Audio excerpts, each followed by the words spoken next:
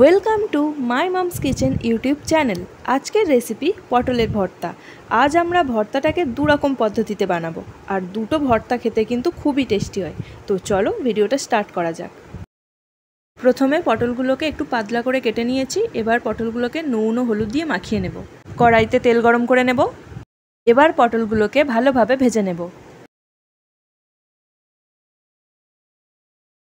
ওই তেলে রসুন ও শুকনো লঙ্কা দিয়ে ভেজে নেব। এবার ভেজে রাখা রসুন ও শুকনো লঙ্কার সাথে স্বাদমতো নুন, কুচিয়ে রাখা পেঁয়াজ, ভেজে রাখা পটল, ধনেপাতা ও সর্ষের তেল দিয়ে ভালোভাবে মেখে নিলেই আমাদের ভেজে রাখা পটলের ভর্তা রেডি হয়ে যাবে।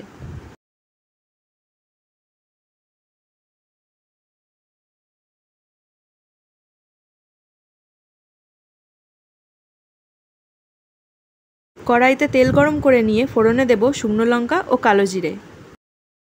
এবার দেব রসুন কুচি, দিয়ে একটু ভেজে নিয়ে দেব পেঁয়াজ কুচি। পেঁয়াজটা একটু ভাজা ভাজা হয়ে গেলে দেব লঙ্কা কুচি, দিয়ে ভালোভাবে মিশিয়ে নেব।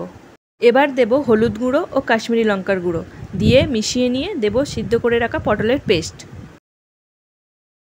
দেব স্বাদমতো নুন ও একটু বিট নুন, দিয়ে ভালোভাবে মিশিয়ে নেব। পটলের জলটা শুকিয়ে গেলেই আমাদের পটলের ভর্তা রেডি হয়ে যাবে।